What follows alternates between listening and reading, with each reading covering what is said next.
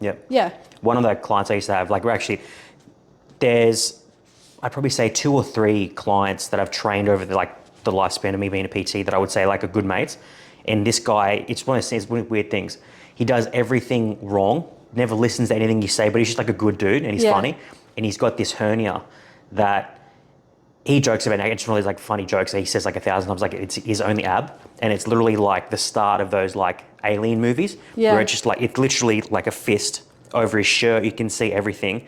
And it's basically, it happened from him eating shit, not looking after himself. And they basically had to get, I think it's a third or just over a third of his intestines and stuff removed and cut and shrunk. But this is really early on when the surgeries weren't like as advanced as they are now. And it was basically like, if there's a problem, let's cut it. If there's a problem, let's just cut it out. Yeah. So they just cut everything. Whereas if he got it done now, no hernia, no nothing, they would have just solved the problem. Yeah. So it wouldn't even be there. I guess over time, you're not going to think of it like it wouldn't be vein. Does it, because it's not protruding like out here. Mine? Yeah. No, it is. I'll stand up and show you.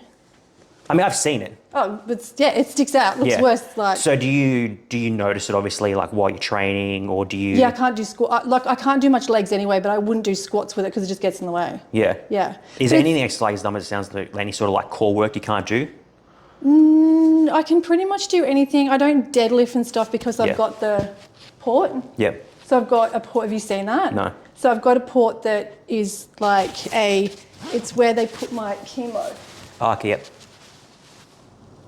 No way. Yeah. So it's got 3 holes in it. Yep. And they clip. So I go in there and they clip it. That's got to hurt.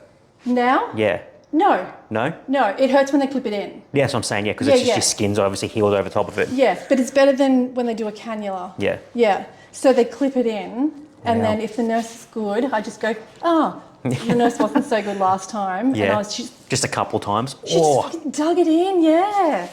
And apparently it goes to my heart.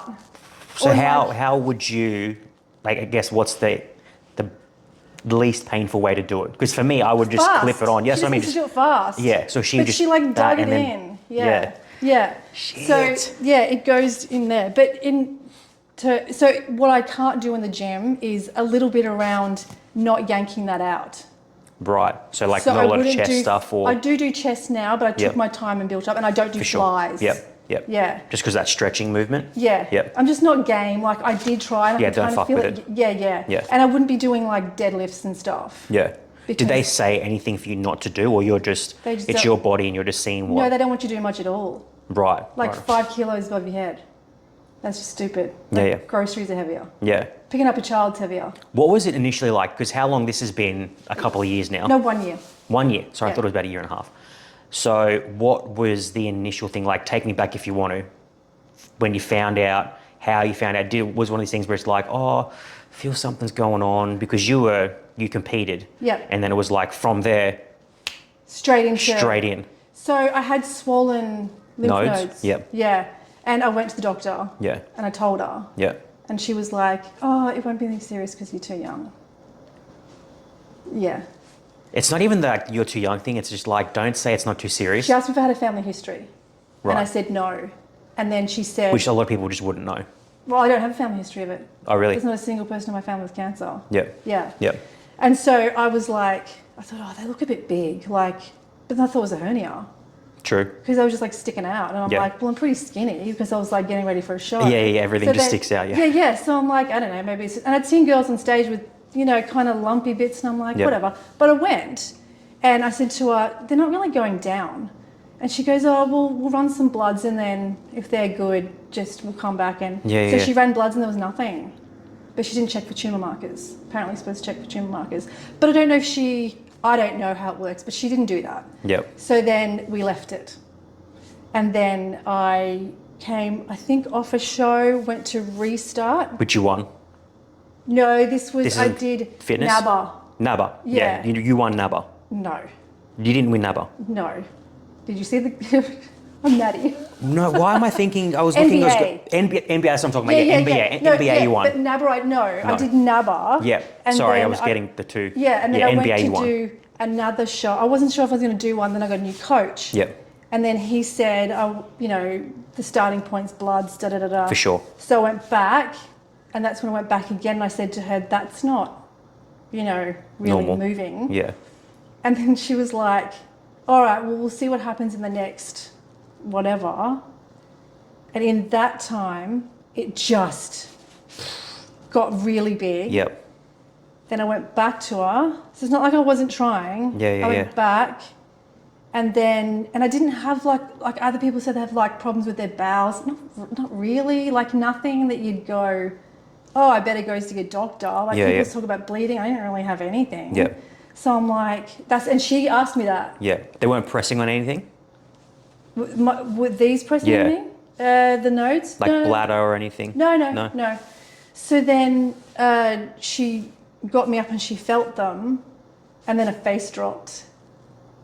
And I was like, oh, now there's something. Yeah, thanks. Yeah. Yeah. Third visit. It's such a weird thing when it comes to like someone saying, there's lumps. For me, I would so much rather you overreact 100%. just because you don't know. I always go back to this because I used to be so bad with the doctor and I very rarely ever get sick. But there's an ad that I always just sort of picture too. And it was like a long story short, this woman was just complaining to her family about being sick and all this kind of thing. And then at the very end of the ad, she goes to the doctor and the doctor's reaction was like, oh my God, I wish she came sooner. And I was like, I don't ever want to hear those words. So I was like, no. But if I was going to a doctor and saying, oh, look, I can feel these lumps. And they'll be like, oh, yeah, just see how you go. What are we talking about? I think because I was there for something else that threw her. Right. So I can't remember why I was there, but I was there for something else. Yeah. And she was like, and I kept We're not going to prioritise the lumps. She didn't. Yeah. So that's why I went back. And then when they just got bigger and bigger. Yeah. And then she sent me for a scan, ultrasound. And then I went to the ultrasound place. I've been going there for like ever. Mm-hmm. And I know if you go, oh, what does it look like? They kind of tell you. They shouldn't. But they kind of tell you. I'd want to know. Yeah. And so, but ultrasound people aren't allowed to tell you. You have to go back to the doctor. Yeah. So she's like, which is insane. Yeah, because it takes ages as well. Yeah, exactly. Then you're just anxious. Yeah. And so she's like, the chick's doing it in the ultrasound place, and she goes, I'm just going to get my boss. And I'm like, yeah, I'm fucked. Don't say that. And I'm like, I'm in trouble. Yeah. I've seen too many movies. This is how it goes bad. Then he comes in and he goes, oh, no, to her. No, if it was hernia, it'd da-da-da-da-da. And I'm like, well, it's not hernia. Yeah, it's like I was hoping a hernia. I was totally praying on hernia. And then he goes, and if it was da-da-da. It's like a hernia or I'm not pregnant. I don't know what's going on. It's totally a tumour or something. Yeah. And then he goes, have you recently had the COVID vax? And I went, no, why? And he goes, oh, no reason. And I thought, that's why are you asking that? Yeah. And so then I left there. Didn't really think that much of it. I'm not really a panicker, so I wasn't like crying at home or anything. And then I was on my way for a PT session with my coach down to his place. And then she rang me. And I've been going to her for years. And I just knew by the tone of voice. And she's like, so the scans are back. And I'm like, just tell me. Fuck, yeah. And she goes, well, I can't. So she said, yeah. So she goes, you're category 1. So it's like, what does that mean? Well, I'm not stupid. Category 1's not good. Oh, really? Well, in any situation. I'm thinking like category, there's 1 to 5. 5's the worst. No, 1's the worst. 1's the worst. Yeah. Category 0, you're fucked. Yeah. She goes, you're category 1. And I go, should I be worried? She went, a little bit, yeah.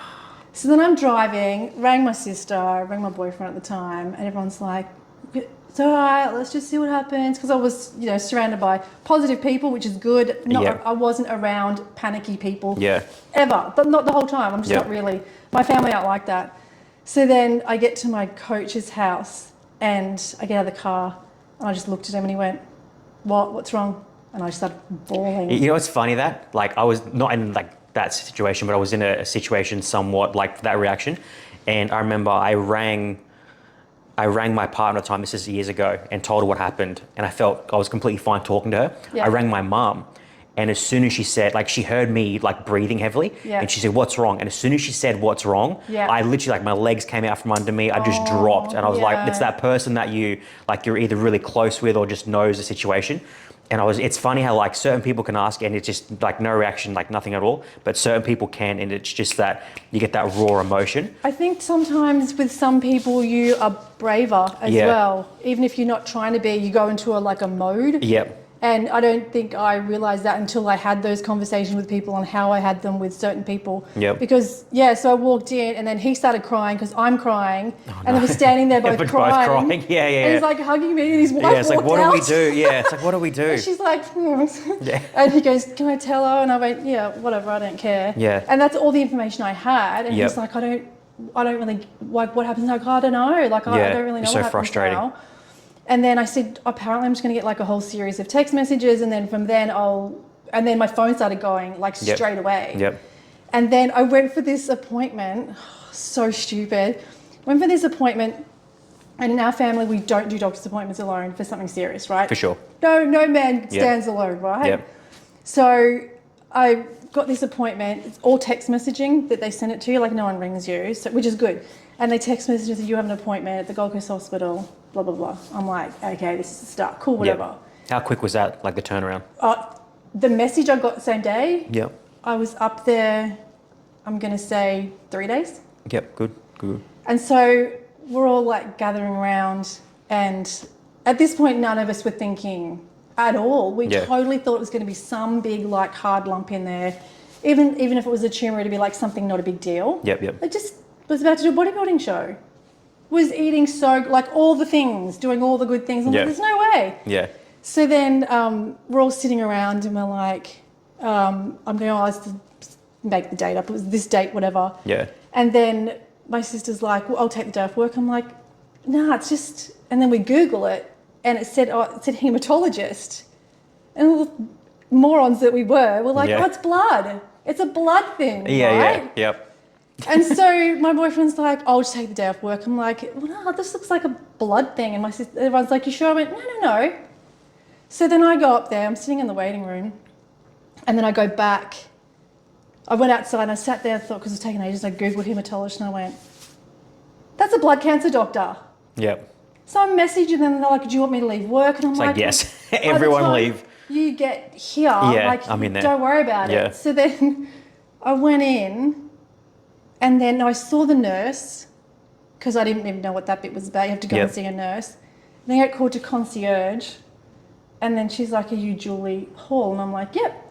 And she goes, can you sign these forms for me? And I'm like, yeah, like, what are they for? She goes, Medicare. And I'm like, I don't really understand. I've got a Medicare card. Do you want to see it? And she's like, no, these are separate. These go to the government. And I'm like for what though? Like, I've got a Medicare card. And she goes, for all your treatment. And I go, what treatment? Yeah. And she's like, and she just stared at me for ages and she's like, it's like, you have no idea. Why was she telling me I was getting treatment? I hadn't seen anyone. Yep. And she goes, whatever the doctor tells you to get. And I'm like, I don't understand. Like, I don't understand. I don't know anything. Yeah. Nothing. Then I go into my appointment on my own and I'm sitting there and he was making it sound like just not a big deal. Yep. He was like super... Which I guess is what you kind of want. You don't want him to be like, oh, so start 100%. making plans and... Yeah, but he was a bit misleading. Yeah. Because he's doing the whole family history. I'm like, nah. He's like, oh, great. And then we're going through all the things. He goes, you drink and smoke? Nah, great. I'm like, oh, I'm fucking winning. Yeah, I'm ticking boxes here. I'm ticking boxes. He's totally going to say to me at the end of this, oh, we got it wrong or whatever. Yeah, and then, sorry, we've actually got the wrong person. And then he goes, lay down. So I lay down, he's like feeling and whatever. And then he's touching me here at the nodes. And then he was like, then he goes, oh, jump back up. And then he goes... Are they uncomfortable to touch, like when he's like touching them? The nodes? Yeah. When they were there? Yeah. No, because they're gone now because the radiation shrunk them. Yeah, but when he's like pressing on them? No, not really. They were just feel in them. the way. Yeah. It's bizarre. I've got something nearly in the same spot. Yeah. That's just as weird. Yeah. But anyway, so he's like feeling, all the things and he goes, oh, that's good, that's good, that's good. And again, I'm doing the tick off in my head going, this is fucking sweet. Yeah. And then he goes, okay, so I'll organise a biopsy. That's when I said I'm competing in like blah, blah. Yep. He's like, not anymore. I think I said 4 weeks. Yep. And then he goes, no, that's fine. Yep. He goes, you can do that because it'll take 4 weeks to get you a spot for biopsy. Mm-hmm. And then I said, oh, I tried to push my luck. I've got another one the week after, another one 2 weeks after. And he goes, yeah, no. Yep. And I went, but, and he goes, no. He goes, and you're not going to feel too well soon. And I went, what? Why? Yeah. And then I'm confused. Like you said, tick. Yeah. You did all the ticks. I've ticked 7 boxes. What are you talking about? You just ticked them all. And he goes, and I said, why do I need a biopsy? I was so confused. I think they think you know more than everything. you do. Yeah. And you're in there going, I've just rocked up. Yeah. Didn't even Google properly Yeah. to get here. And you're not really explaining to me like the stages of what. Yeah, like where I'm at. Yeah, like why am I getting a biopsy? Number one, why am I Yep. getting a biopsy? And then he goes, oh, to check like what the nodes are. And I'm like, but couldn't they just be like nothing? And he goes, yeah, that's what we'll check for. And then he goes, okay, so I've booked that, and I go, but like, what do you think it is? He hadn't even said, he had not said whatsoever what he thought it was or whatever. He'd just gone, yeah, I've booked you in. You'll get a message. And I'm like, do you like want to tell me what you think it is? And he goes, oh yeah, no, it's cancer. It'll be cancer. Just like that. And I go, What? but how do you know that? Like you didn't, I was just bargaining at this point. It's like, give me something, doc. I'm just going to convince this guy to have cancer so he can just get me go home. And then I go, but hey, you can't see that on a scan. And he goes, oh, pretty much can. I guess he's probably done it that many times. He probably just know, yeah. Yeah. And I was like, just please be wrong. Yeah. And that's when he said, do you have any more questions? Like, what am I supposed to ask? Yeah. That's why you take someone. One of the things to do, like when you get home, you've got all these questions. You're like, fuck, I should have asked all these questions. Yeah. At the time, my boyfriend goes, record it. Record the whole thing. And I got kind of, my sister recorded one, which I don't think is that cool. I don't think you should record doctors. Yeah. But I also don't think I'd want to listen to it back, to be honest. No. And I kind of got like into it and I thought, oh, I don't need to record this. Record the text. Yeah. Hey, I'm doing good. I'm doing so good. I don't record this with no reason. Yeah, I'm acing this. Yeah. So then, he said that and I just went, I thought he's got to be wrong. There's no way he's right. I guess there'd be like that initial almost like borderline sense of denial. You'd be like, there's no 100%. way this is not happening. No. Because just like, it's like, as silly as it sounds, you'd be like, this isn't happening to me. No. There's It happens no way. to other people, right? Yeah. Yeah. Doesn't happen to And you always think, oh, I'm healthy, I'm fit, I'm this, I'm that. Yeah. It's almost like you think unhealthy people are only the ones that get this kind of stuff. Or when you get it, you look unhealthy. Yeah. So, like, I don't look unhealthy. Yeah, it's like I don't look unhealthy and I'm not unhealthy. I'm about to do a show. Well, I look like but shit. you're just like, I'm doing everything right. I shouldn't have this. No. What is this doing? How did this get here? Yeah. So I almost felt like saying, you must know. And he was wrong anyway. Because I said to him, what do you think it is? And he said, lymphoma, which is kind of worse. Yep. Because it's blood and you got to chase it around the blood. And he goes, but don't worry, it's really early stages. I mean, he's totally wrong. But he goes, it's really early stages, so we'll know more from the biopsy. And then really quick in that, before I did the show, it was just like literally appointment after appointment. Yep. They were so fast. It was amazing. I was like, PET scan, everything. Was that like a good thing, but also making you nervous at how quick they were moving things along? You're like, fuck, I thought that. No, I wasn't nervous. It was the staff. The staff, real? like, they're beautiful and they're amazing, but some give stuff away with their face. Yeah. yeah. And they're like, I remember getting the PET scan. Well, no, MRI. And it's the only scan that I freaked out with. I don't know why. The whole morning was terrible. Yeah. You can't eat, you can't do all these things. And I didn't have a coffee, so I had a headache. Yep. That turned into like a really bad headache. Yeah. And then I couldn't eat. And then I get there with my sister and the nurse is like... You're already struggling. You're like, so dude, pissed off. yeah. And the nurse is like, you can totally eat and drink. Well, now I'm really pissed off. Yeah, it's like, what? But I'm not going to take it out on them. Yeah. And then they give you this thing so that your bowels don't move while the scan's happening.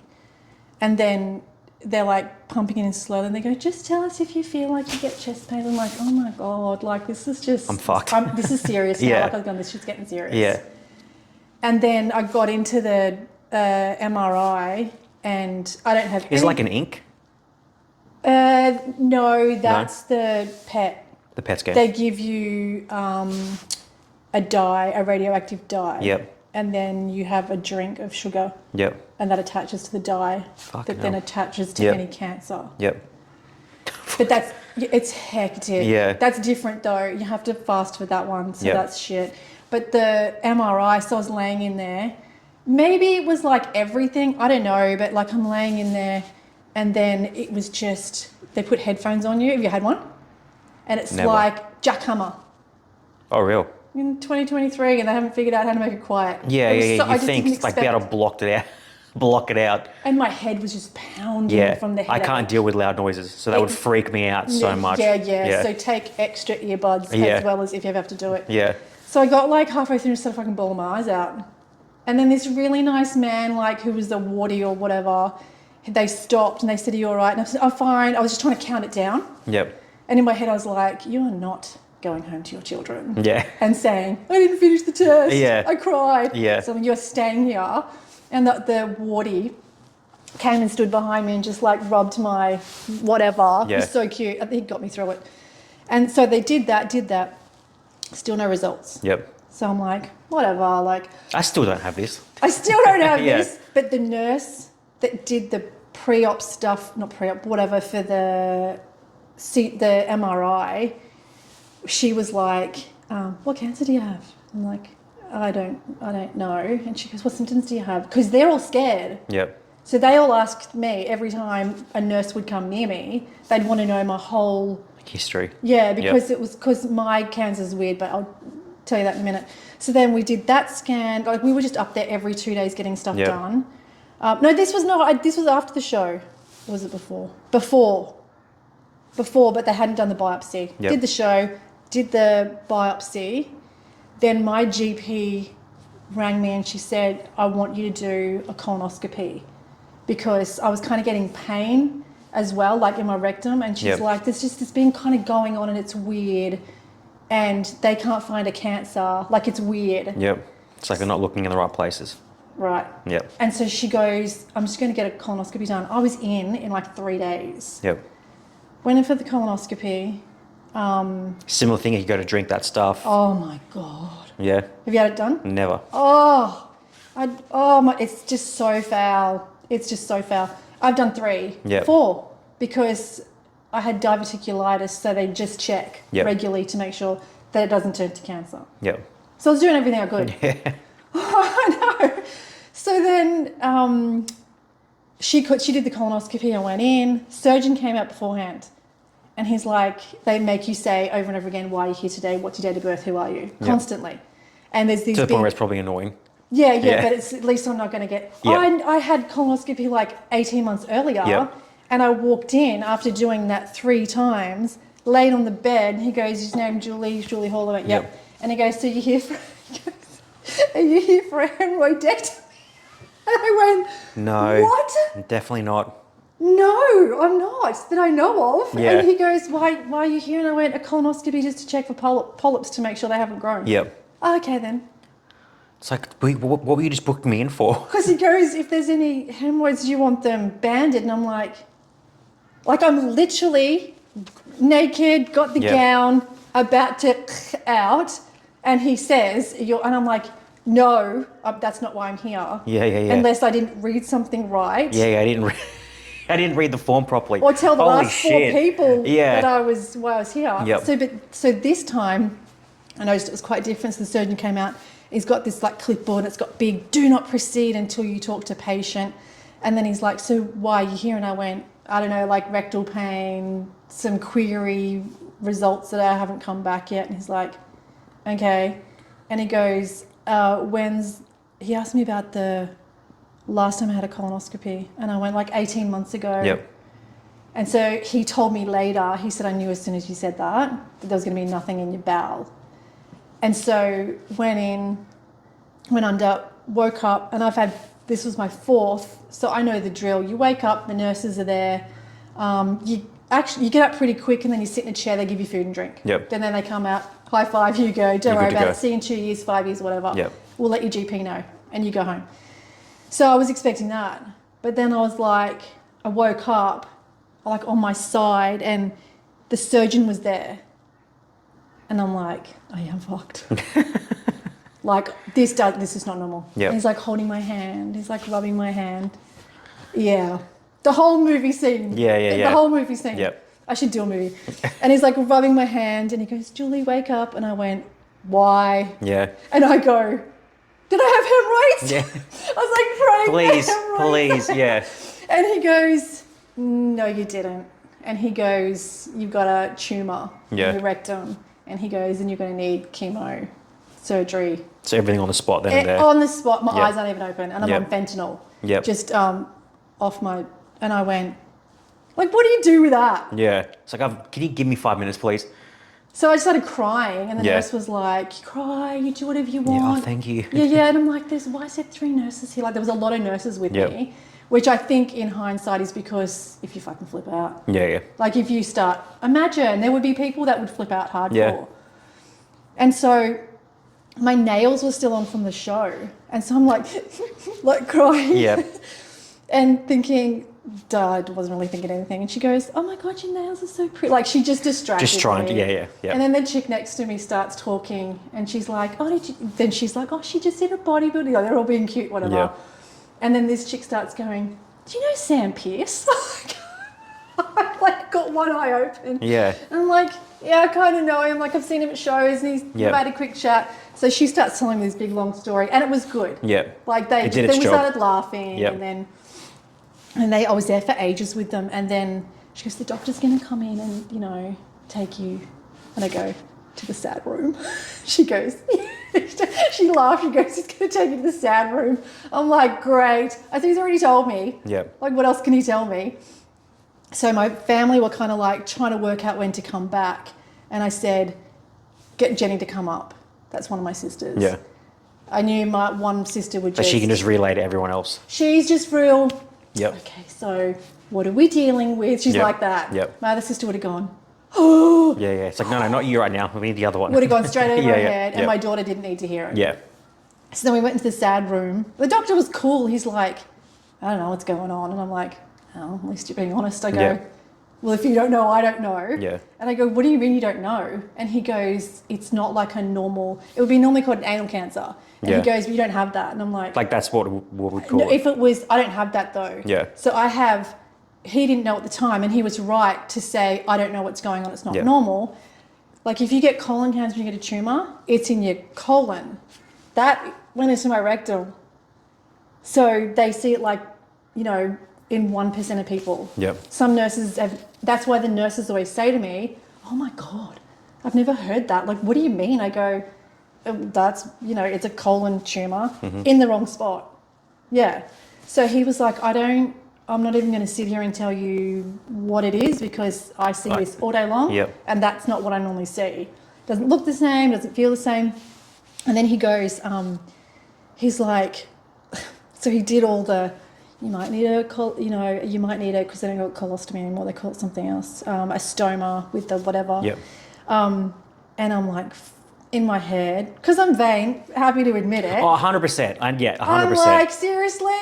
Yeah. In my head, I was trying to act like I wasn't bothered, but in my head, I'm like, oh, for sure. For sure. kill me now. Yeah, absolutely. And my sister's there, she's like, Auntie Joan. And I'm like, yeah. She goes, Auntie Joan's got one. My uncle, no word of a lie, my uncle, this is like how long ago, and how bad technology was. He was born without an actual physical asshole. Yeah. So how they basically made him one, so they had to give him surgery and cut an asshole. Yeah. And then I don't know how long it was for, but every night he's got these 3 rods. So you start small, medium to large, Up his and they've bum. got to go in there. Stop. They've got to go in Still? there to not still. When he was a kid, yeah, not still. Oh, when he was a kid. Yeah. So every night you've got to do this to basically, it's like anything. You've created one. Now you need to make sure it doesn't close up. So you've he got to had no stick these bumhole at things. all? Nothing at all.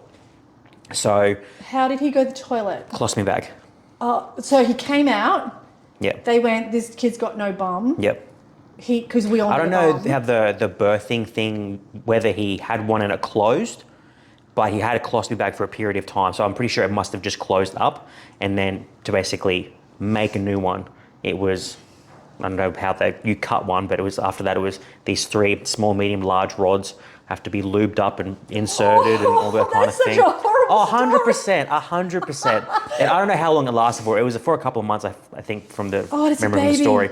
Yep. God, I hope it wasn't their first baby. No. So he's one of 4. So, and it was when my mum was telling me this story, it was either the mother or her that he would only feel comfortable with letting them do that.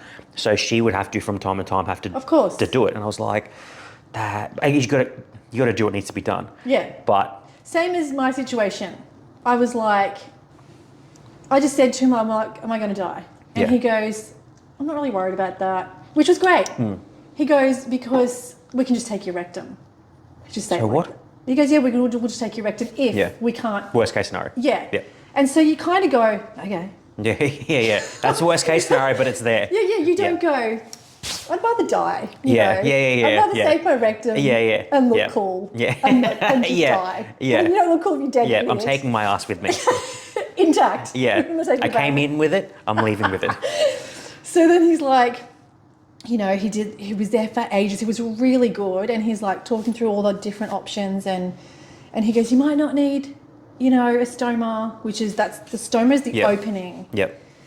And he goes, you might not need that, but chances are you probably will. Yep. So which was kind of good, because then I got my head around the fact that that's fine. Like if I need that, whatever. It's there. And then I went and made an appointment with the nurses, the stoma nurses, to make sure. It's my phone on. Oh, you're good. Do you want me to turn it off? Like turn it on silent? Yeah, you go. Just in case they...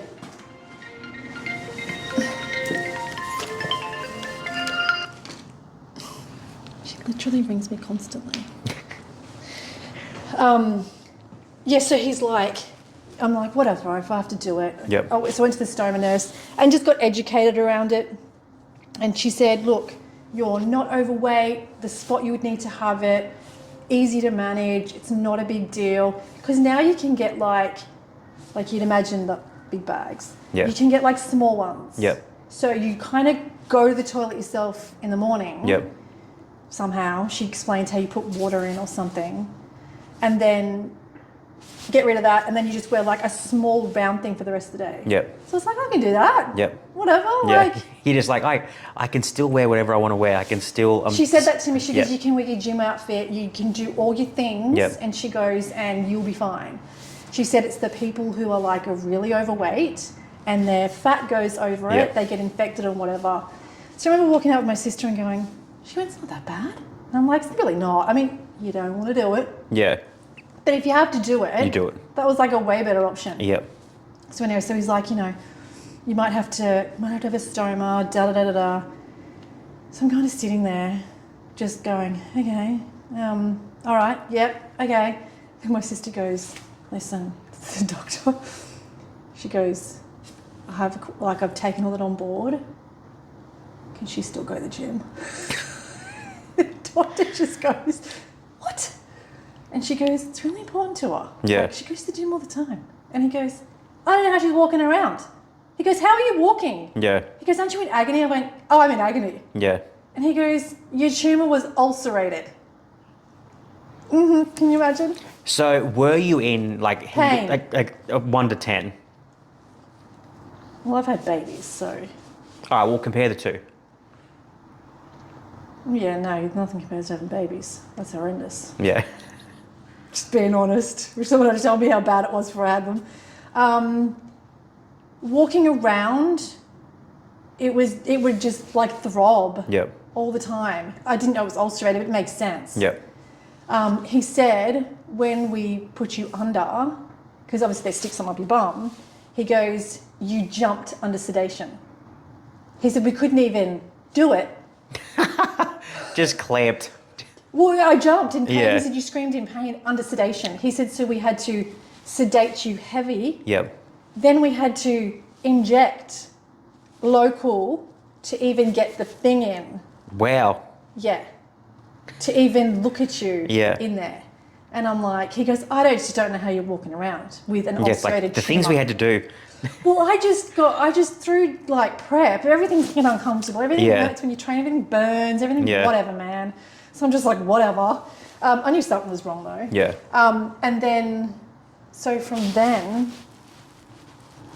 it went, because he was like, I don't know, like, he goes, your situation's going to go to MDT, multidisciplinary team meeting. So I scored with the oncologist on the Gold Coast who set that meeting up. So he gets surgeons, radiation specialists. Everyone goes every Monday morning, and all the complex cases go to that meeting. So then they debate you, and they will go, we think we should do surgery. Yep. And then someone else will go, Yep. no, we think we should do chemo. So they debated me. So I would get text messages, please see the surgical team at Robina. I'm like, fuck. they want to just start with surgery. Yeah. Fucking great. Then I'd get another message. No, don't go to that. Come to, and I'm like, okay, maybe they don't. At that point, that's the only time I was anxious. Yeah. Where I'm like getting pulled in different directions. Yeah, and not knowing. It took I feel like it was weeks, a couple of weeks from getting colonoscopy, going to the MDT meeting, before I sat in front of someone, like someone who said, this is what we're doing. And then they debated. That's when they sent me the surgical thing. Then they took me back to MDT and went, let's re-talk about hours and hours they debated me. Great, so grateful they did. Yeah. And then eventually got a call to say, don't go to surgical, come to oncology, which is the chemo side of it. Took the same sister and my boyfriend at the time, and we're sitting there, and lucky they all had good senses of humour, like seriously, because we laughed through most of this, legitimately. Yeah. And they called me to the nurses' station. They do your BP, they do your weight and everything every time before you go to see your oncologist. And you also do your bloods the day before. So I didn't do bloods. Yeah. No, I didn't do bloods because this was my first meeting. And so I go in to the nurse thing, come back out, and they're either side of me, and I go, I got the brochures, I go, looks like I've got cancer. They're like, what? I go, yeah, she just gave me the brochures. Yeah. I didn't do it. So I'm just not a fatalistic person either. Like I don't go for the negative. I don't go for the, I just don't. So anyway, so we're sitting there, and I'm just like watching this chick. And then my nurse came in, who's still my nurse. You get in complex cases where you're across multiple teams, you get your own nurse. Yep. Which is amazing. From start to finish? Yep, and she's still my nurse. Yep. And because of the way I am, and I have been throughout my treatment, and I've asked a billion questions, hard questions, to doctors who go, I don't know. Yeah. She said, can I come to all your appointments with you? That's good. Because she wanted to learn more about certain things that I would ask that other people didn't ask. Because apparently people don't ask, which confuses me, but anyway. So we're sitting there, she came in, and then she brought in the port, an example, and the pump. And that's when I went, oh, I'm feeling a bit... I'm not medically queasy, that stuff doesn't bother me, but I thought, oh, it's getting real now. Like, shit's getting real. Anyway, so the doctor's like, what's your understanding? And I told her what my understanding was. And then she just basically went on for the majority. They asked me a lot of questions. What's your family like? Home life like? What supports do you have? Have a little therapy session. Yeah. What are your interests? And I'm like, they go, we want this treatment to work for you and your family. I'm like, that's pretty impressive. But also, can we just get this fucking thing? Like, it needs to happen, regardless if anyone wants to happen or not. It's happening. And it was really it really dragged out the meeting. Like, it was good, but... And then she's like asking all those questions. And then no one was talking about staging. So I'm like, oh, sweet, whatever. And I was just like waiting. And my anxiety was starting to rise. And then I was just switching off. I'm like, okay, she's going to tell me now. This is it. She's checked this, and she just would talk about something else. And then I was like, everyone, just shut the fuck up. What stage? So that's what was happening. Then my sister's here, my boyfriend's here. Then the oncologist came in, and then they're having a side conversation about me. I'm like, what? Like, because he'd said, what stage is it? And then the oncologist went, this is a rare cancer. It's a common cancer, which is good because we can just treat it. But it's a rare situation, so... As in, when you say rare, is it just rare where it is? Yeah, it's in the wrong spot. So how do you stage something that like should be in a different spot? So if you take, it was 5 by 3 centimeters, I think. I think that's right. So if you take that same cancer, colon cancer, and put it in the colon, it's like stage 3. Maybe early stage 3. But you put it in a different, smaller spot, you're like then 4. And I never got into the whole staging, so I'm like, that is information I don't need. Let's just do the bits by bits. So they said to me, because your situation's rare, we will do things and restage you. So I'm like, that sounds like a good plan. So then when I heard him say, what stage is she? And the doctor went, because he's got an accent, he's like, we think it's difficult, it's, like 3. I'm thinking, stay on 3. Let's stick in the middle, And he goes, possibly 4. He goes, doesn't matter. And I'm like, yeah, I like that answer. He goes, Yeah. doesn't matter. Yeah. We don't need to talk about that. He goes, then he goes, because if all else fails, we just take the rectum. Yep. God. Yeah. No big deal. Yeah. You're just talking about It's like it's not even mine anymore. Yeah. It's like we're taking our rectum if we need to. So then I was like losing interest in the conversation because it was a long time for me. And then my nurse, who she's just the best, we're the same age, she looked at me and she went, I think we need to wrap this up. Julie has said twice, I think I've had enough. I think I've had enough. Like, because everyone's just like focused on the facts. But like my head has gone to mush at this point. Yeah, exactly. I'm Yeah. like, Just too much. I'm not listening anyway. Like, Yeah. can we wrap this up? So they give us some brochures and we walk out and we're standing in the hallway and I just looked at my boyfriend. I go, am I going to die? Because I didn't even listen. Yeah. Yeah, it's like, please tell me you got something out of that. And he goes, what? My sister, and he goes, what do you mean? Yeah. And I go, I don't really know what just happened. Like I signed things. I heard like this many side effects. You might get cancer from the cancer treatment and all the things. And I'm like, but I don't actually understand like what the plan is. Yep. Like I understand I'm going to get chemo like next week, but I don't really understand what's going on. And I'm a smart person. Yeah. But I had just gone. Well, there is just like too much, like it's Way too overload. much. It's way too much. Even like everyone's got their limit, Yeah. especially when it comes to that kind of thing when you're talking about something that like we're looking at. Am I going to die? Yeah. It's just like, I get what you're saying. It's not shoulder surgery. Exactly. Yeah. I would listen It's to that. very complex and you've given me too much information. I've been sitting here Already. for hours. Yeah, Yeah, I'm so done. long. I'm cooked. Yeah. Yeah. And he's like, what? And like, not annoyed at me, but confused. And my sister went, she just grabbed me and she went, listen. Because she got it straight away. She went, Yeah. see the brochures they gave me? And I go, yeah. Because I needed to dumb it down. Like, Yeah. just dumb it down for me. And she goes, see how it says palliative? And I go, yeah. She goes, she told us you don't need those brochures. Yeah. You won't need those brochures. We're going to put those in the bin. Next week you get chemo. I go, okay. Yeah. Thank you. Okay. Yeah. And then I should have said no. The nurse goes, do you want to see the chemo ward? I went, this is what I've learnt. I've learnt now to say no. I was always like, yeah, Like it's an let's do excursion, it. yeah. Yeah, and I just went, sure, we're here. Let's see the fucking chemo ward. I get halfway down and it was like, it just felt like a big tunnel Yeah. to hell. And I just started bawling my eyes out. So they took us in another room, just talked again. Then we did again. I'm like, I'm not even listening. Yeah. I didn't listen to a single thing. I'm in this room here. Okay, I don't listen to any of it. Because I'm not taking this You've reached in. your point. Totally. Yeah. And then we kind of all went home and we sort of sat around and we were like, we just kept all going, what the fuck is going on? Yep. And then I'd be sitting there doing something and I'd go, why the fuck do I have cancer? Yeah. And everyone would laugh. Yeah. It would be a question. You're like, how's this happening to me? It's so stupid. Yeah. That's the only way to explain it. Everyone's Yeah. like, you know, I'd go, I just thought it was really stupid and just not true. Yeah. Like, yeah, like someone's playing a joke. Yeah, it's like they must have got it, but because I had pain, I'm like, well, I know it's true. It's something.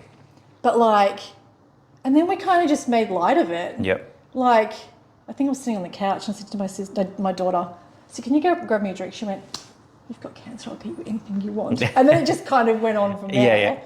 But then we never called it cancer. After I went, I don't really like That word. Just don't like it. Yeah. So we'd say treatment. Yep. When have you got treatment? When have you got chemo? And we never said cancer. Yep. Until kind of later on. So then I had that fitted, and I went in. Even getting that fitted, I remember going in thinking it would be like a little thing Yeah. they would put in. Yep. And they wheeled me in and I just went, there is about 20 people in this room. Yeah. And in my head, because I'm a curious person, I'm like, I wonder how much this cost. So I'm sitting there calculating. And this cool as fuck nurse comes over. And I still had my nails and stuff on, so that generated a whole conversation. And the whole time I've gone through any treatment, they're always like, do you think I should do more weights or should I do more cardio? Oh God, yeah. All the nurses. Yep. What do you think about my macros? This is what I'm on. This is what I'm like, surgery, I'm Yep. there, just got the gown on, about to get this. And she's like over the top of me. She's like, I run around the park. She's like, Yep. and she goes, do you think I should do more weights?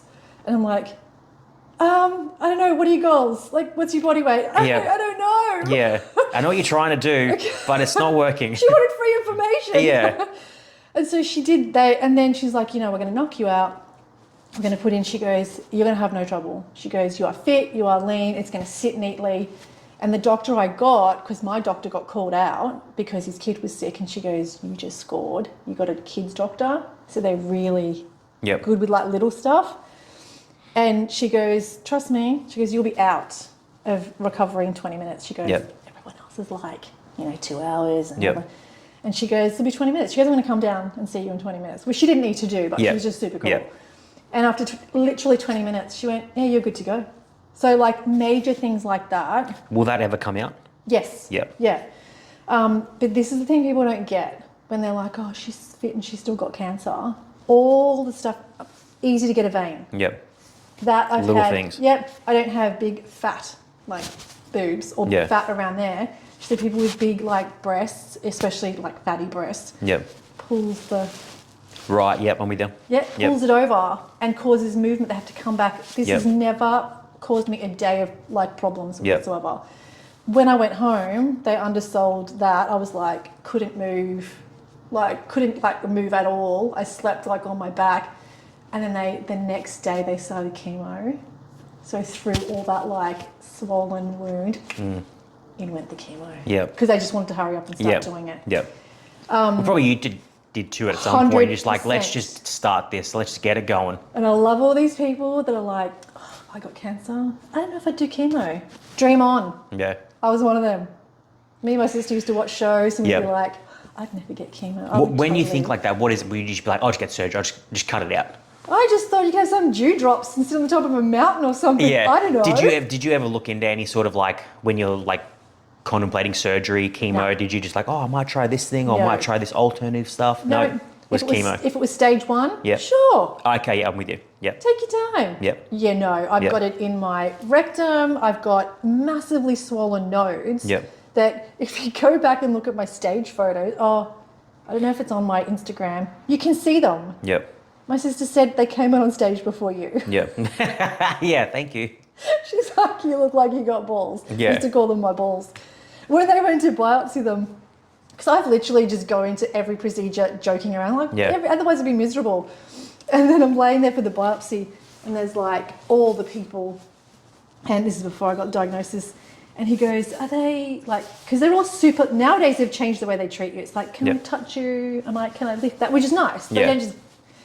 And so I'm laying there and he goes, so in a minute I'm just going to lift up your thing, and then are they pretty easy to see? And I go, okay, check them out, you can see. Yeah. And they went, whoa, they were freaking massive. Yep. So I mean, I knew once they said, stage 4 or whatever, I was like, fucking give me the chemo. Yeah. And they were so fast. That was booked.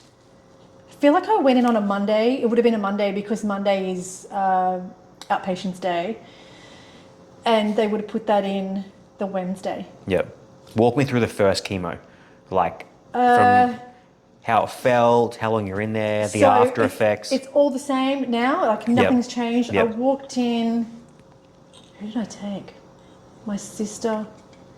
My sister and my daughter and my partner came later in the day after he finished work because I was there for a while. Yep. Oh no, he might have been there for the whole, because they give you all the information, like all of the sheets, and it's so much information that I said, tell him. Like, yeah, I'm assuming any sort of surgery would be like that. Yeah, but it's like there's like a lot. Yeah. There's a lot. There's a lot. So she accessed the port. And then they give you an anti-nausea tablet. Yep. As soon as you sit down, they flush that, which you can taste in your mouth, which is weird. Like a saline kind of thing? Yeah, but you can taste it. Well, I can. So they flush that, then they start fluids, and I think there's glucose in it. Yep. And then when she was doing that, she gave me the anti-nausea, and then she said, this will work for 3 days, and you won't go to the toilet for 3 days. You're right. Pretty much there's no one's devoid of it, like no one. Unless your side effect from chemo is a really bad diarrhea, no one's going to the toilet for 3 days. Yeah. It just dies down there. Yeah. It's really weird. Yeah. And so she gave me the information, and I was kind of pretty unwell at that point too. Like, I was like 54 kilos. Yeah. I was not sleeping because I was getting shooting pains in my bum. I was on CBD at the time, Yep. CBD oil. Yep. That had started to get rid of the pain, which was Yep. amazing. But I'd kind of sleep with something between my legs, so I wasn't sleeping. Yep. I could eat whatever I wanted. Like literally, they would make me sausage rolls Yep. with like proper. I would put butter Yeah. thick on top. Yep. Could not put any weight on. It was more just so they wanted you to keep your weight on or keep I your couldn't weight keep up. any weight on because Yeah. the cancer just eats everything. Yep. Yeah. So I was pretty sickly, Yeah. like in general, really. So then, and I didn't want to eat anything because I just felt sick all the time. Yep. And my stomach hurt all the time. So then they do the fluids, which is probably why they do fluids, because people aren't well. And then they start giving you information. I'm sitting there, no word of a lie. And nurses talk out loud. Like you're in a pod with 4 people. Yep. So the chairs that you would have seen me sitting on Instagram, there's 4 of them. Yep. And they do the magical curtain that makes everything silent. It's like, you can't see me, I can't see you. You can't hear me. It's like, I can still see your legs. I can still hear he's constipated over there. Yeah. And she's got mad diarrhea. Yeah. Like, your curtains don't work. So then they're giving all this information.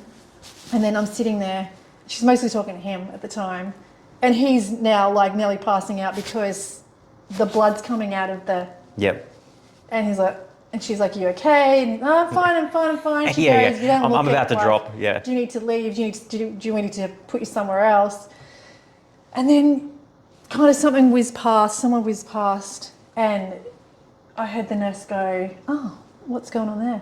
Oh, he's just been brought over from the private hospital. He's just had his first dose of chemo and had a reaction. His heart stopped. I'm like, oh my God. Fuck. Yeah. Yep. And I'm just sitting there going, today's my first day. And she Yeah. went, oh, you probably shouldn't have heard that. No one should have. Yeah, no, Like, thank you. should've. Yeah. So then I have a chemo when I get there, which is like 2 hours. I don't know what it's called. I should know this time. I don't know. She puts that in. And then I sit there while that infuses. I have no idea. I know I don't take it home because it only goes for 2 hours. And that it goes for 2 hours, cyto something. And then the only thing I kind of felt was kind of a bit tired. Yep. Like a bit, whatever. I think I got a bit of a rash the first time.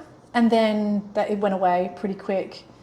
And that's pretty much it. And then I go to the toilet like 5 times because they're just pumping you full of... Fluids, yeah. Yeah. So I get there at like 12 and I leave at 4. Last one I did with my brother, we got there at 12.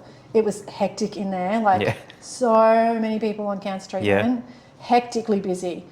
And then we didn't leave till 5:30.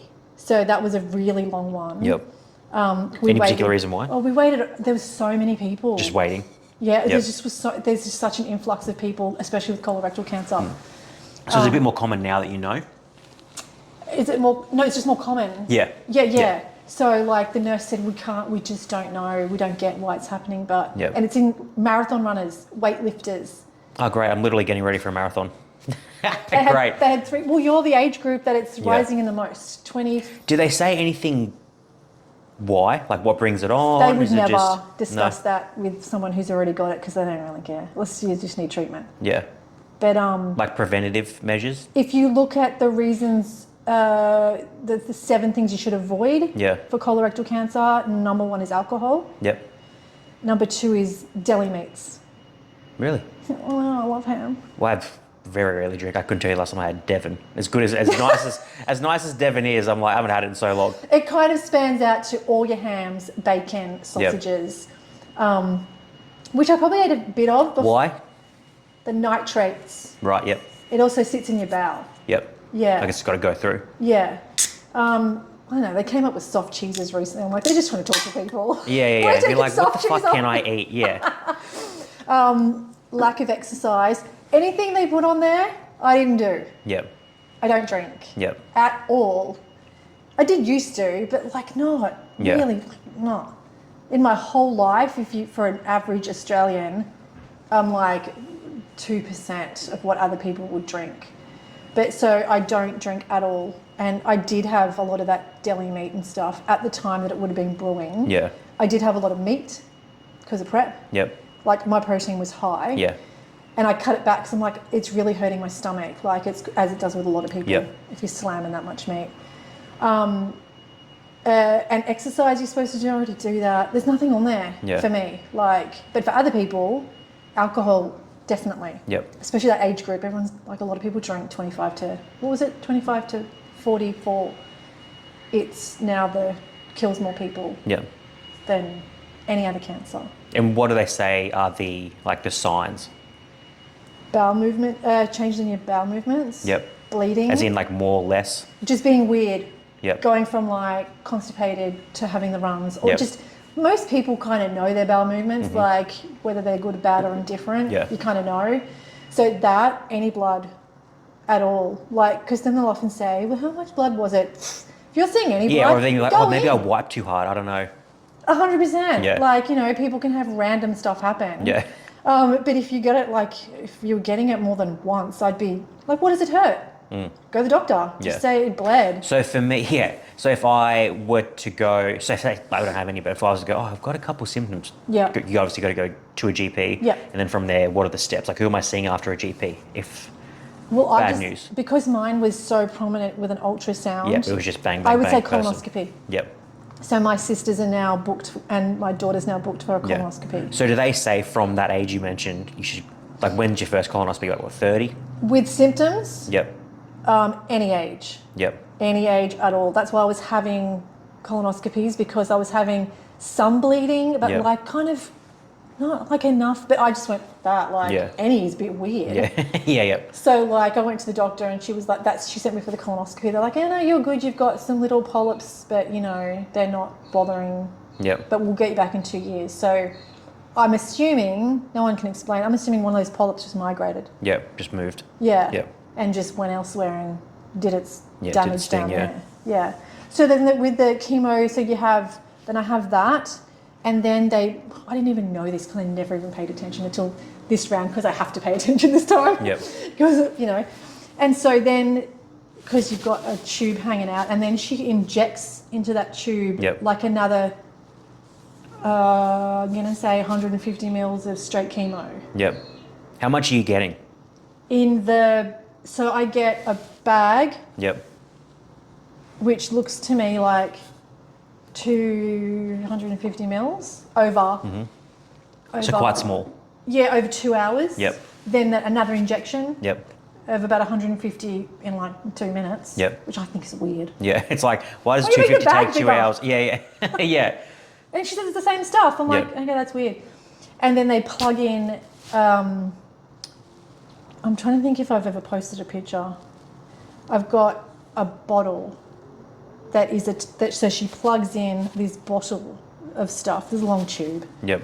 And then that goes in a bag, just a bag. They make a cute bag. I've seen that one. Yeah. Yeah, at the gym. Yep. Yeah. No. I think it was on one in the pods. You had your bag, everything set up. Okay. Yeah. There's also on my story, on my feed, there's one of me working out at the gym. Yep. And you'll see the bag. Yeah, I've seen that one, yeah. But it actually annoyed me because it kept swinging, so I just shoved it underneath my tights. yeah, just getting caught on things, you're like, just jigging around, Yeah. and like I was trying to do squat lunges or something, and I'm like, that's just going to keep That's going to piss me off. It was pissing me off so bad. Yeah. And so that gets connected, and I do that for 46 hours. Yep. I just go home, I sleep with Live your it. day. It's so annoying. Yeah. Because it's just you. How do you sleep? I take it out of the bag. Yep. And hug the bottle. Yep. Because if you put it up, then it goes faster. Yep. I don't want it to go faster for me because I find if it goes too fast, I rash up. So I just like sleep with it. Then I know where it is as well. Yeah, I can't lay on that side. So I can't lay on that side because it's plugged in. There, yep. But I can't lay on that side. Sometimes I can. Yep. So half the time I end up on my back, just going, just kill me now. Yeah, I'm not a back sleeper. I wish I was. Same. Just for sheer, everything just seems easier. But I can't do it. No, I'll it's lie very there. annoying. Yeah, I'm just like, I've seen people sleep on their backs. I wish I was that person. I just can't do it. I've tried to force it. It just won't happen. No. The only time I sleep on my back is if I'm medically made to do Yeah, it. yeah. Yeah, if I'm actually knocked out. Yeah. And so when I had my surgery, I was literally on my back for weeks, for the week, sleeping. Torture. Yeah. And then when I eventually got home and I could sleep on my side, I think I nearly cried. I'm like, oh my God. So then they It's plug. so exciting. Yeah. So they plug it in. I walk around with it. The last round that I had, when it was plugged in, I felt great. Like I didn't have side effects. This time, I'm like, I had to have face washes on my face because it would just go like hot and burn. Yep. Then I would take antihistamines, which would kind of bring it back down. My neck's still red. Yeah. I reckon that'll eventually go. And abdominal pain I had this time. You just feel like trash. Yeah. You just feel like trash, like a bad hangover. Yeah. You know, like just sort of sit around and feel like shit. What was going back to the gym for the first time like? The first time I had chemo, Yeah.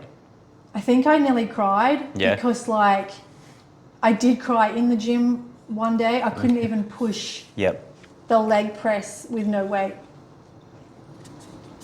Just nothing in the tank. Kind of felt like a loser. Yeah. Like, and everyone's It's like, you're oh, it's your first day, is it? You're like, don't fuck with me. don't look at me. Don't fuck me. And I did stupid because everyone's like, you're a fucking hero. Like, you're in here. I'm like, Yeah. I'm not a hero. I'm a loser. I can't. Well, lift there's a that leg thing where you press. could just sit there and accept your situation and be like, oh, I'm just going to slowly just let it do its thing. Yeah. Just like, no. No. What the fuck are we talking about here? The first round, I didn't go to the gym because I'm like, they told me not to exercise on the pump. So Yep. the whole first 6 sessions, I never exercised on the pump. Yep. But then my exercise physiologist was like, in other countries, they're on bikes. Yeah. Like they're pumping it through their body, getting it into their muscles. Yeah, moving. So I started doing more research and I'm like, and I said to my nurse this time, I go, I'm going to the gym Yeah. on the pump. She went, just be careful. Yeah. I go, Well, it's almost like she's going to do it. I'm going to do it anyway. Yeah. I'm like, how careful, like I'm not doing F45. Yeah, exactly. You guys yeah, who know yeah. me, like, Yeah. you know, I'm not going to go bust out an F45 Yeah. class at full speed. Yeah. Like, throw some shit above my head, shoulder Things press. you don't normally do anyway. I'm not about to start doing something different. I said it's like 30 seconds of intensity at Yeah. like 75%. Yeah, got a decent break in between. I'll sit down. Yeah. So I sit down in between. Yeah, I'll use machines. I'd use machines. Yeah, Yeah. mostly use machines because Yeah. I get a little bit wobbly too Yeah. on chemo. So then they do that. They plug me in. I go home. I have to, if I shower, someone stands outside the shower and holds. The bag. Yeah, and I Yep. shower. Only like I can't get it wet, so I have to. Like, you can shower, or I have a bath and I have a thing across the bath where Yeah, I where it put hangs. everything. Yeah. yeah. Yeah, but it just, and then my daughter will just come like do my back and my neck or Yeah. whatever. Yeah, and then I go back in, and then they disconnect me. Usually on the way up, I'm already getting a rash Yep. for some reason, or I'm getting burning in my face. Yep. And then, so this time I walked in early, Yep. like quite early, and I said, I've got a rash on my face, and she went, yeah, you do. And Yep. I said, it's on my neck. I've taken stuff, I can't resolve it. So I jumped the queue. Mm-hmm. And then they gave me additional, not normally meant to take extra, but they just gave me extra. Yep. Like, and then they just went away. Do you think, obviously, treatment 10 years ago is different to treatment now? Without doubt. Do you think there'll be, or what do you see, if any, changes, as say in the next 5 years, 10 years? So I've overheard them talking about how chemo won't exist for much longer. Yep. It'll go to immunotherapy. Yep. Yeah. And my understanding, I haven't had it. So that's more direct, It's just not as, it doesn't. like invasive? Yeah. Yep. I haven't had it, so I don't know. But people who have it go, you know, you don't do that on chemo. You go, oh. Yeah. Chemo, When you say Tuesday. immunotherapy, is it more they're attacking the cancer I don't like even head really on? know. I just know. rather than like pumping it through your body and hoping it does its thing? I think you still do the same process. Yep. Like you'd still go through a port or whatever. Yep. It just must be different. Yep. I meant to look it up the other day because I thought in the future if I get it again. Yep. Because there's a high. If it's an option. Yeah. Yep. I'd rather not have to do Yep. chemo ever again if Yeah. I can avoid it. Do you think it's going to be, because you hear the thing, it's like the age-old thing, it's because it's expensive. So expensive. Yeah. Do you, because my uncle had cancer and it was one of those things where, you know, people have their own sort of concept of cancer or why it's not fixed yet, and we've got all this technology and how we haven't even got you know, you look at like we had a pandemic and within a matter of months we had a cure to said pandemic. Mm-hmm. But I'm like, we've got diseases that we've had for 100+ years and no solution. So you always have that thing, it's like, oh yeah, but it's making so much money, so why would they fix the solution? Do you think there would be a solution where it's like, okay, we're going to put a price tag on the cure, but it's going to fix the problem. Because so many people would go through chemo and not make it, but they're still forking out a shitload of money to try and like fix said problem. Do you think there'll ever be a situation where it's like, okay, we've actually got a cure now, but we're going to charge X amount of money, or we're just going to be like, oh, okay, no, we're going to keep the system how it is, and it's still going to be relatively expensive, and it might fix it. In America, I was sent a thing on Channel 7. In America, they came out with a tablet that you just took. Didn't really, nothing like chemo. Every single person that took it in the trial, they were all like young, like 20 to 30 tops. Gone. They're trialing it in Australia. Yeah. There's your answer. Do you also think... Why am I having chemo in 2023? See, that's my thing. I just think not... It's stupid. Because to answer that question means you're putting... Doubt in a group of people, government, all that kind of thing. Because for me, I just go back with, for me, there's almost not proof, but if you look at the thing we had a pandemic, and in a short period of time, X amount of people died. We had a solution to said problem very quickly.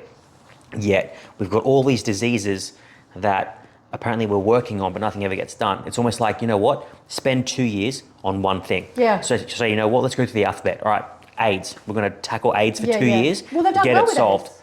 That's what I mean. So it's like, okay, whatever is for B. Oh, C, we've got cancer. Obviously, there's a shitload of types of cancer, but we're going to spend 2 years purely focused on cancer. Everything else is going to have to take a back step, but we're purely focusing on this. Well, where's the money going? That's what I mean. Well, there's so many different charities and stuff like that where you look at like how long have we been trying to fix world hunger?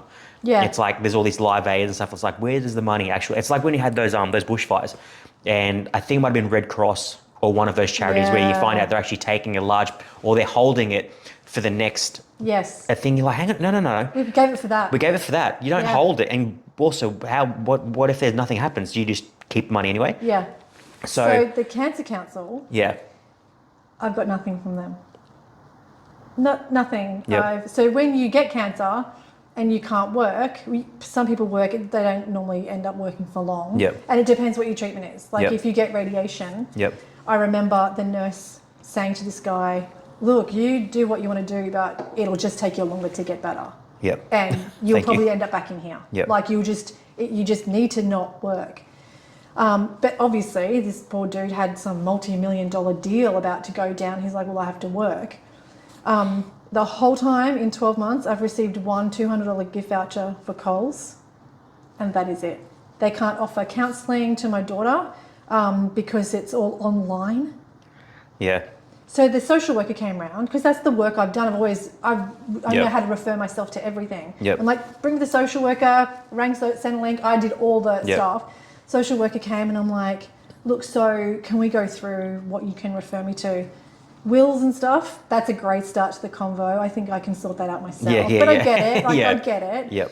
And then she said, you can go on the disability pension for 2 years if you're happy with your doctor writing that you will die in the next 2 years if you don't get treatment. Which was true. I would have died if I hadn't got treatment. Sorry, I thought you were about to say, I'm going to die. But I just didn't want that on paper. I went, no, thank you. That's depressing. Right. So I went, and she went, some people do it, some people go, stick it up your ass. That is, and I said, so what can the Cancer Council offer me or my family? Do for me, help me in any way, And then she went, nothing. What are they doing? So obviously that's something that you think needs work on. Well, what else? Just don't donate to them. Well, see, it's tough because... No, give it to someone else. So my friend has cancer and she lives out at, not Canungra, but somewhere like that. And they, every year, would do this massive festival and make all this money for cancer. Amazing. Every year they were giving it to the Cancer Council. Last year they went, nah. They raised $86,000. They gave 10 to the Cancer Council, kept 76, asked in the community who had cancer and who needed it. That's good. They paid for petrol vouchers. They paid for food. They came around and mowed your lawn. That's what people with cancer need. I don't need a website. The website did nothing for me. So it's more, your GoFundMe is very, basically That's do it yourself. That's why people do it. And I had no idea. I was like, why do people do GoFundMes when they get cancer? Why don't you just, isn't it free? I had no idea. Now I know why. So do you know how much roughly you would be looking at? For my cancer care? Yeah. Like, I have had it all. Yeah. I had the major surgery I had would have cost an absolute bucket. Yeah. This getting fitted, bucket loads. I've had so many MRIs. Like in America, they're like tens of thousands. Well, you each. know they've got like a fee that if you call an ambulance, I think it's three. I'm almost positive it's $5,000 if you call out for an ambulance. In America? Yeah, yeah. You Yeah. have to pay a fee for that ambulance to come pick you up. I spent 7 days after surgery, then another 3 because they didn't listen to me and I was really unwell and came back within 5 hours. It's like, stop pretending. Pretty much. Yeah. I'm like, I'm having severe abdominal pain. Yeah. And I go, and I've had kids and I know. Yeah, yeah. You know. I know the difference. And it even pulled a female doctor. I'm like, when you've had your kids or like when you're in labour, like at like the 75% mark or 80%, and you just like, Get it out. do something Yeah. because this yeah. is horrendous. Where's the needle? And she's like, yeah. I go, that's the pain like in my bowel. And they go, oh, you've had major surgery. I'm like, yeah, bitch, no, but you're not in not my listening. bowel. Yeah, yeah, like, yeah. I don't know. Like, this is not normal. Yeah. They didn't listen to me. It was so bad. This doctor was trying to get me out so fast. Just the liver doctor. All the others were cool as shit, right? Yeah. But they get something if they get you out faster. It's some. What do you mean? Like the doctors get like, I don't know if it's points or a thing. Someone told me the other day. Like being speedy. Yeah, if you can get them out in 5 days, not 7, you get a tick as a doctor or something. Well, my other doctors were like, So no. wouldn't your like rate look better as in like how many people have survived No, going they through just you? bed, they want to get you out. Yeah. Like, as if I want to be in there. Like, I'm not Yeah, going I'm not to in say I there. want to be in there longer. So if you had to put, it'd obviously be in the hundreds of thousands, do you reckon? Oh, more than $500,000. Yeah. That's why I did that post the other day saying, you know where your tax dollars go? Right here. But I think because you never know where your tax dollars go to. Like I was listening to a podcast and it was like, I wouldn't mind paying more tax. Obviously, you don't want to, but if you knew where it was going, you'd be like, okay, say I'm paying $10,000 a year in tax. I'll allocate it to medical, roads, education. Yeah. You don't know where it's going, what it's doing, because you certainly don't want to donate more because you're obviously not doing that well with it. But if it was like, okay, I can delegate, when you vote and you've got all these boxes that you tick in 1 through to whatever, 1 through 10, you'd be like, okay, 10, whatever it is, say percentage is going to here, then this percentage is going to here and here and here and here. That I'd be more inclined to do rather than just be like, oh, my taxpayers are going to people who aren't working because they're just lazy and things like that. But when you hear someone like, obviously you're joking, but you go like, oh, here's your taxpayers. But it's like, There's a lot going here. But you have no issue with it. Yeah, You know of what I course. mean? And so many people message me when I vote that and go, I'd pay more for you. Yeah. You Be can like, have it, I'm I happy have to no pay issue for with you. that. Yeah, no issue. So I guess to some degree it's good because you obviously don't want, like, you don't want to get a bill and be like, oh, sorry, here's we need the $500,000 back. Yeah, you'd be like, whenever you're ready. You're like, what? Which would happen, like in America, that's what happens. Yeah. Well, people, and it's weird. You die. It's just like, oh, you have kids? Oh, that goes to them. Yeah. You kind of be like, what the fuck? What? Like, obviously, there's a pros to cons, I think, like things in the States. I think their medical system is pretty cooked compared to ours, which isn't great. Yeah. Do you think, were you in more private care as opposed to public, or it was all public? I never bothered with private. No? No. And the joke I made was actually more in, like, out of gratitude because there's not one thing that's happened to me. They've never, like, not run a test. Yep. They've never. So when I turned up to the hospital and said, I have severe abdominal pain, I'm on day whatever, the chemo cycle, I was taken, as I was saying before, I was taken out the back, full waiting room, out I went. It was so funny because another girl got called at the same time and they brought a wheelchair out the back and then she went to get it and they go, no, that's for Julie. Yeah, it's like, oh, thank you. She was like doubled over. I'm like, oh, sorry. I went straight into an isolated room. Like, no one came near me. They gowned up. It was amazing. Like, just immediately I was in getting scans. People were taking my blood. All within, I'm talking immediately. It was a busy day. You know, it's not like, And then my daughter had to leave the room because they did my blood and they're like, yeah, it's not great. So out you go. But no expense has been spared. I've been blown away. Like, I got my own room when that got infected. 5 days I was in there. I'm like, they're going to totally boot me out soon. Like, which I wanted to do. Yeah. And then they'd come in, they'd go, oh, we'll just keep an eye on it. I'm like, am I staying again? And they go, yeah, your markers are still up. We can't send you home. I'm like, how much? This just cancer is so expensive. Yeah. So why they don't do earlier intervention to make it cheaper? Because if you've got something... What do you think that would look like? Probably encouraging people for more colonoscopies or scans, or doing a campaign getting people into the GP and going, if anything doesn't seem right, or your first doctor goes, you're too young, get another doctor. Yeah. Like, just move on. Like, because if that many people in your age group are getting or dying, that's something's not right. Yep. Like, something's not right environmentally, number one, and number two, why are we not picking that up? So do you reckon, obviously if there's an issue, go get checked, but what age, say I turned 30 this year, do you reckon? I would just be going straight, like if you just get go anything, get a check. Yep.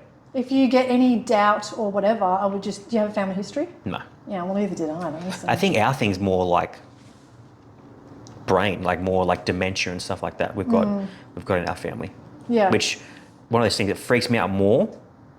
Oh, see, it's a tricky thing. Yeah, because but that person doesn't know it. You know what I mean? Yeah. So it's kind of like everyone else knows. Yeah. So it's kind of like, I always think of it as like a selfish disease, because it's like, it's hard on everyone else around you, because that person has no idea what's going on. That person's loving life. But for them, you're just kind of like, this is horrible to watch. Yeah. Whereas something like, obviously what you're going through is purely for you. But obviously it's affecting other people around you. Massively. But you're dealing with it. You're conscious through all the pain and everything like that.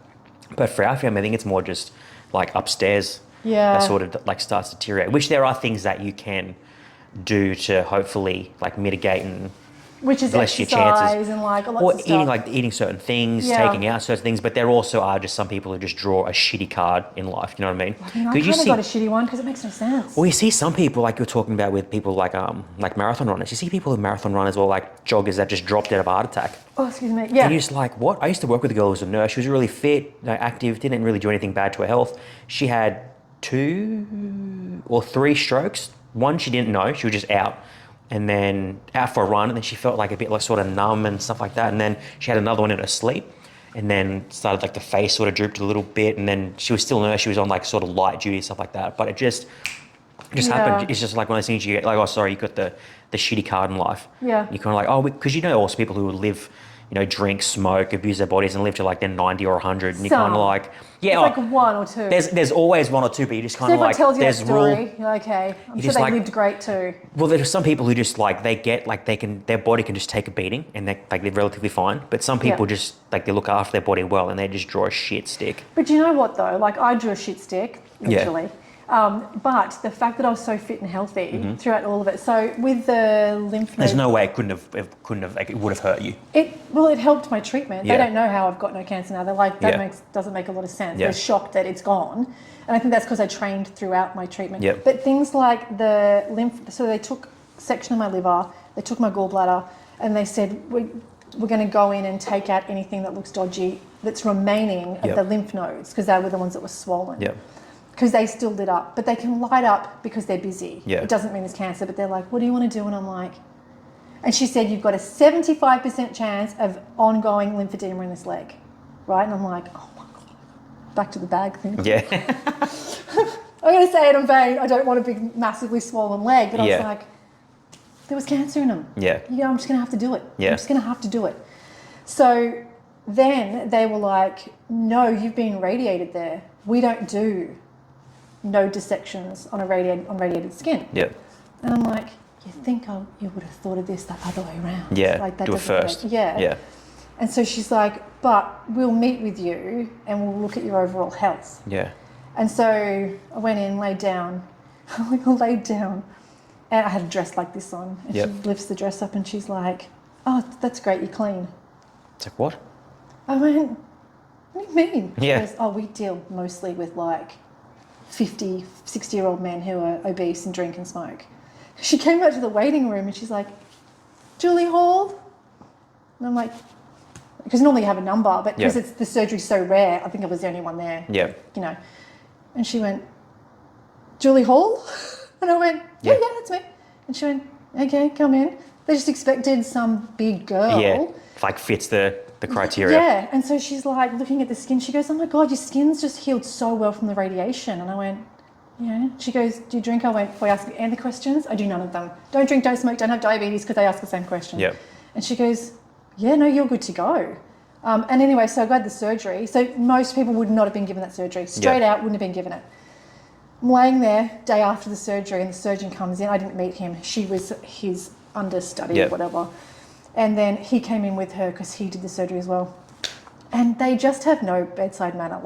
Which I guess to me, I kind of want, for me, I want facts, figures. Me too, I want 100%. it direct. Don't want to be your best friend. Don't mince your words, just give it to me. Yeah. Tell me why you're here. Yeah.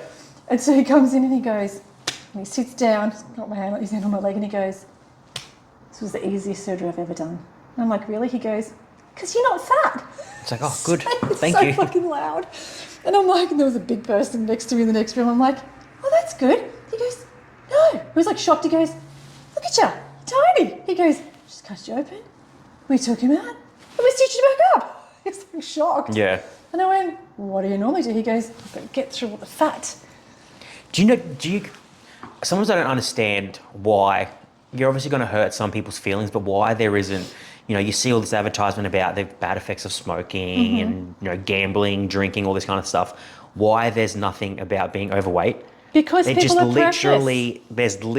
there's no advertisements about, you never see any sort of, stickers on like a health label about obesity or anything like that. But it's the one thing that they just won't touch. Yeah. But they'll talk about your smoking, your gambling, all this kind of stuff. But as soon as you think about hurting someone's feelings, even if it's for their best interests, they just refuse to talk about it. So, and there's facts why it's a bad thing. It's very obvious. Yeah. So I don't know if you remember a post I put on like a week after surgery. I did an update and then I said the surgeons were very clear that if I had been overweight, I wouldn't have had this surgery, And a couple of my friends like messaged me and they were like, "Yeah, like just say it." And they go, "Well, you're going to piss some people off." I go, "Unfollow me." Yeah, it's it's the truth. It's a fact. Yeah, and I'm not saying it to be an asshole. It's a fact. It's just a fact. Yeah. And if you get offended, well, it's probably a good thing. Do There's something. a reason you're being offended. I've seen morbidly obese people across from me in the hospital ward needing an ultrasound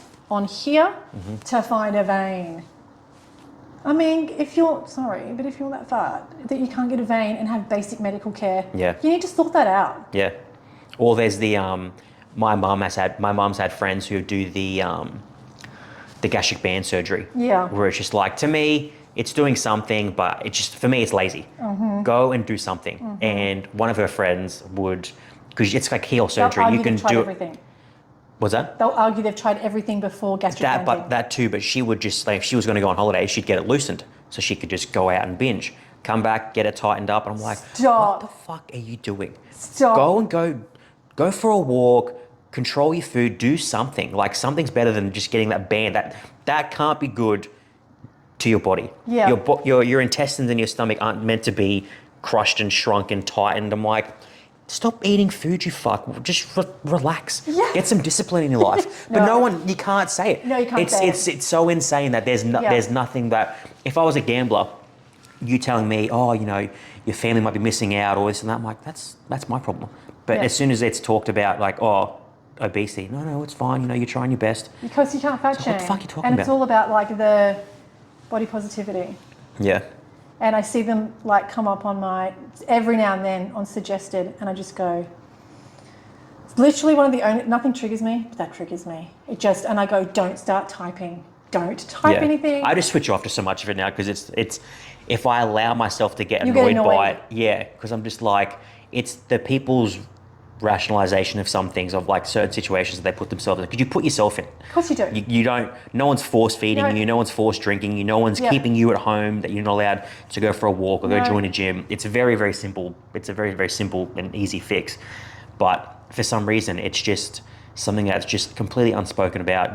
We won't talk about it. Yeah. And I'm like, it's not like a harsh thing. You can obviously give the message in a positive way, and you know, you can spin it or whatever, however you want to do it. Yeah. But it's just never talked about. And sometimes I feel like if I'm saying that, do people think I'm showing off that I'm not overweight? But I'm really not. Yeah. I don't care if you're overweight. You do you. Well, it's like anything. Don't care. You can believe in whatever religion you want. You can be whatever. You can have whatever sexual preference you want. I don't care. I don't care. It's not like I don't care in But a the negative facts are way. It's facts. just, it is what it is. The facts are, Yeah. that was the easiest surgery he ever did because I'm not overweight. Yeah. The facts are, they were able to do keyhole surgery, which they said, there's very small chance we'll be able to do keyhole. Your gallbladder's in the way, it's just unfortunate, we're going to have to cut you open. Yeah. And then he said, no, you didn't have all the fat to deal with, to work around and all the rest of it. He said, we just blew you up and we were able to do it. And he goes, because you're so small. Yes, yeah, that's I would have been literally just scarred. And the scar wouldn't have bothered me, but the pain and the recovery. Because I didn't remember some of the conversation, and my cousin came in and he's like, dude, they didn't have to do any of that. Yeah. And he goes, a friend of mine's just had it within a few days of you just dodged a bullet. Yeah. But that I did, but I didn't. I dodged a bullet because I looked after myself. Yeah. And people can say, dodged you a still bigger got bullet. cancer. So? Yeah. So what the fuck are you talking about? You know, Yeah. I got into it, I was in a shit spot getting it, but all the things I did... Could have been way worse. Yeah, before it, during it and whatever, made a whole different outcome for me. Yeah. Than for people who... And I get it, it's horrible and it's hard, and the surgery, like I thought I would think one thing was bad, then I do the next thing and go, I don't know if this is worse than the last one. Yeah. The radiation would have been the worst. The absolute worst. Yeah. I was just burnt. Just Well, just the way you sound like radiation, it doesn't sound. the blisters, they don't prepare you for that. And even that conversation, because like the one I had with the initial, you've got cancer, whatever, this is what we're going to do. We have another one with radiation, the specialist. That was another hour and a half. Then you have another one with surgical. But surgical, you're in and out in 5 minutes. Yep. The liver guy goes, I'm not sure why you're here. What? Like, neither am I. Yeah, No, well, I'm you're here not 'cause you told me, sure. I turned up where I was supposed to turn up. And Yeah. then he was like, oh, you've got colorectal cancer. I go, no, it's in my liver now. And he goes, are you sure? And I go, read my notes. Yeah. Oh. And he goes, I can't really see anything. I go, and I had to say to him, read the MDT notes. It'll be in there. And he goes, oh, good idea. What are we in, TAFE? Yeah, you're like, I think you should be a little bit more professional with this. Yeah. So before, I think we're probably going to end up doing like a part 2 to this, but before we wrap this one up, is there anything that people who are going through a similar thing to you, did you find any sort of material that helped, whether it was like a YouTube channel, any sort of book you've read, or any sort of person that they can, like, that's easily accessible, that was like, okay, this is actually, it's not like overstimulating me, it's not like freaking me out, but it was really, really good to sort of get you through? Nothing? It was more... It doesn't exist. No. As far as I'm aware. I got myself an exercise physiologist. That was the first thing I did. You just go to your GP. They give you the 5 cheaper whatever allied health plan. Yep. So that I didn't really pay. I didn't have to pay for mine. Yep. And that you get a good one, like that aligns with you, because that's what it's all about. It's like getting a good PT, get someone who aligns with you. Yep. So not only did she take me through safe use of the port in the gym, she has the entire time, even through radiation, she's like, as soon as you walk out of that radiation session, you're walking for 30 minutes. Yep. Like just moving. Moving. You're just pushing it through, through, making it more effective. With chemo, she was like, I don't care if you don't feel like it, you are moving. It just detoxes your body. So if you don't know that, you're just sitting around going, I feel like crap. Yeah, just sitting down, just... Yeah, like and if you've never had any fitness background, you don't know all the benefits that come with the things that we do in fitness. So the thought of going to a gym or going for a walk, you're going to go, as if. I'm not going to do that. So getting her was amazing. Referring yourself to anything and everything that you think is going to work. So if that's a psychologist, I have a psychologist. If that's not your thing, go find... You just have to... Something. You have to do it yourself. Yep. No one is going to do it. So if you're in a session with your oncologist or you've got an issue, you go, I need a dietitian. The squeaky wheel, honestly, in every system, especially an underfunded system like health, you'll get what you want. So I've got makes me very busy with appointments, but it helps. I've got an OT assessment coming up. They just want to double check everything in terms of that and exercise. I've just had 2 sessions with a dietitian that the advice she gave me absolutely was a game changer. Yep. And I have, like I said, I got my own psych referral.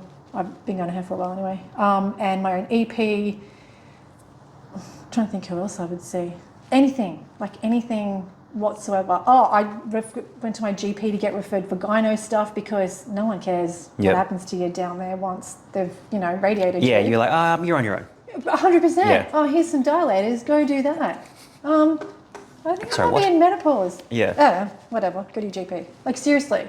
So I would just keep going back to her and going, this is not getting fixed. This is not working, whatever. Refer me somewhere. Yeah.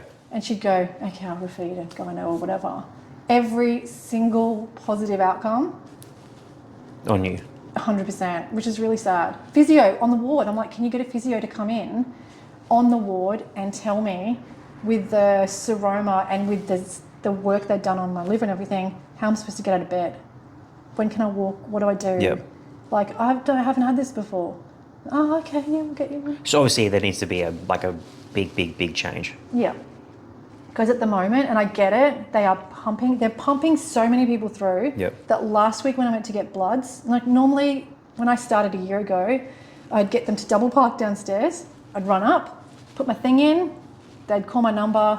I reckon I'd wait, the longest I waited was 15 minutes ever, because you have your own oncology blood guy. Yep. And this time I ran upstairs and I'm like, it's not outpatient stay. This like is packed with people. And then I put my thing in and I was there for so long. I'm like, what's going on? This guy comes out in the waiting room. He goes, you Julie? I went, yeah. And he goes, I'm going to do your bloods. I go in the waiting room and he goes, we've got 2 staff and we're just pumping out people all day long. Yeah. That's how busy they are. So if you're pumping out people who are with the bare basics of blood, chemo, you're not sitting there going, how's your diet?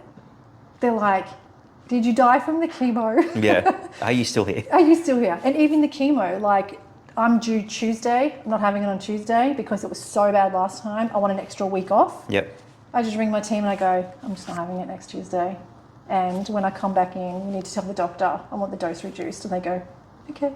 So when you say that, like, we want the stuff reduced, do they just be like, well, no, we actually need it up? Yeah, so you have to have grounds. So like he reduced it this time, the first time, because my feet and my hands were going numb. Yep. And not stopping from being numb. Yep. So then I'd get up out of bed, try and walk, and then I'd have to hold the wall. Yeah. So you're in trouble. Yep. Like if you're at that point. And then I was going from 2 days immobile in bed to like 3. And just generally felt like I was dying. Yeah. And I said, this doesn't seem right. And he's like, no, we'll reduce the dose. And then I felt way better. Way, way better. And I've got like no cancer in my body right now. So we don't need to like bowl me over. So this isn't something